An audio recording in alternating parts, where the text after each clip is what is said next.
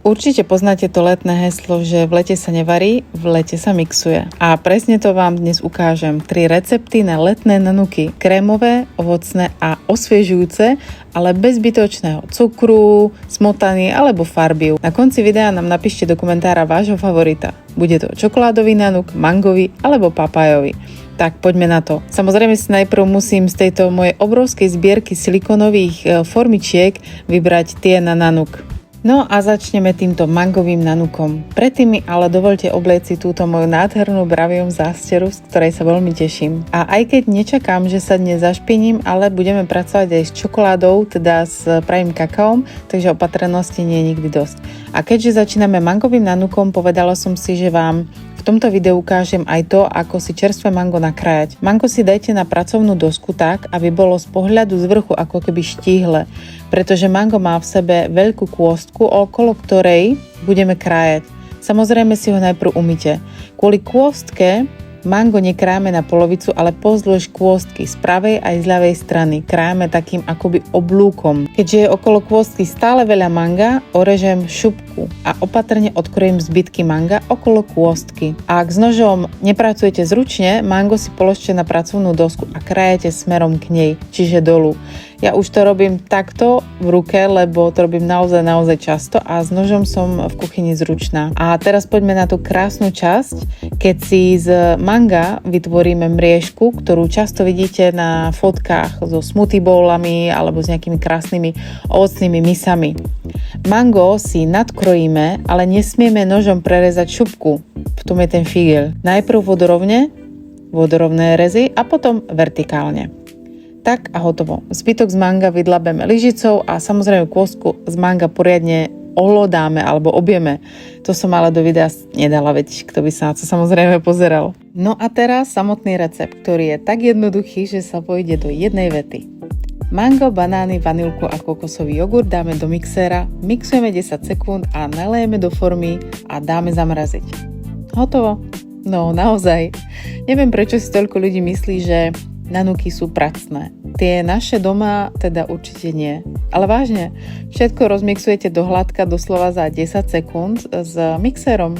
Ja používam vo videu samozrejme ten náš Bravium C702 a túto 2-litrovú nádobu. A tento mixer má 5 prednastavených programov na polievky, zeleninu, smoothie a ďalšie, takže mixuje sám presne tak, ako potrebujem. Do tvoritok na nanuky zapichnem paličky a nalejem mangovú zmes, ktorú som samozrejme ochutnala a teda už teraz chutí famózne a mám čo robiť, aby som ho nezjedla. Ak nemáte kokosový jogurt, dajte taký, aký máte radi, ale tá vanilka je podľa mňa zásadná. Dajte tam nejakú dobrú kvalitu. A tiež banány, tie tam dajte skôr prezreté, také, čo už majú také tie hnedé bodky na sebe. Tie sú sladšie. A keďže bol prvý recept tak rýchly, je tu hneď ďalší, čokoládový. A áno, vidíte správne, že som neumila mixer, lebo ten banánovo-mangový základ použijeme, len pridám ešte banány a jogurt a hlavnú ingredienciu a to je raw kakao, vďaka ktorému sú tieto nanuky vlastne čokoládové. Nemýlte si toto kakao s tým holandským. Ak by ste pridali to holandské, nanuky by boli horké, lebo to holandské kakao už je alkalizované. V priebehu som sa rozhodla, že do týchto nanukov, do stredu, chcem pridať niečo chrumkavé.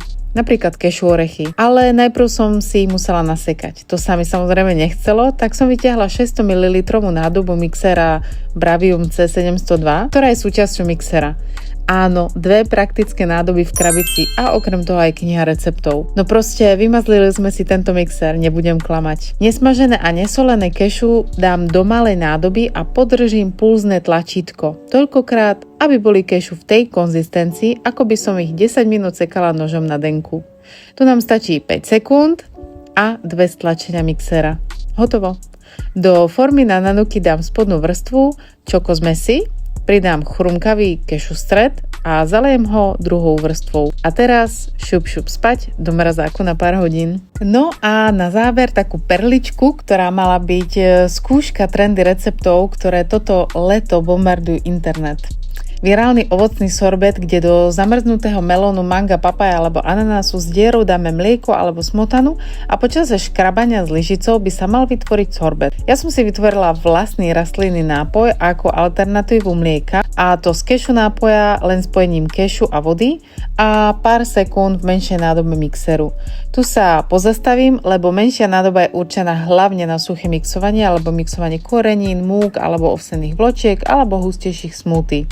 Takže som držala vrch mixéru, keďže som to prepískla s množstvom mlieka, ale vylievať som to nechcela. Budem k vám úprimná. Tento trend nevyšiel, keďže mi skoro zamrzla ruka, bolo to nepríjemné a výsledok nestal za nič. Ja ale jedlo nechcem vyhadzovať a tak som papaju ošúpala, dala do mixéra, pridala kešu mlieko a pomarančovú šťavu. Ak by som mala citrón, pridám citrón. Rozmixovala som to a naliala do ďalších tvoritok na nanuky, tentoraz taký kalipotvar. Do mrazáku museli ísť postavené, takže takto v miske. A poďme sa teda pozrieť na výsledok všetkých našich troch nanukov. Niekto má rád plastové formy na nanuky, ja radšej tie silikónové, lebo idú takto krásne otvoriť a sú veľmi ohybné. Navyše sa dnes dajú kúpiť tak veľmi krásne tvary. Nanuky ešte niekedy namáčam do čokolády, do klasické alebo bielej, môžete ich tiež posypať orechami alebo inou posýpkou, proste sa s tým môžete pohrať. Ocenia to určite najmä deti. A tu sú krásne a na slniečku pri bazéne, tak ako by sme si aj my mali vychutnať celé leto. Verím, že sa vám recepty páčili, veľmi nás potešia komentáre a ak nás budete sledovať. Ak sa vám zapáčil mixér, nájdete ho v letnej zľave na našom e-shope www.bravium.cz a nezabudnite, že ďalšie recepty nielen na nanuky nájdete aj v pribalenej knihe k mixéru.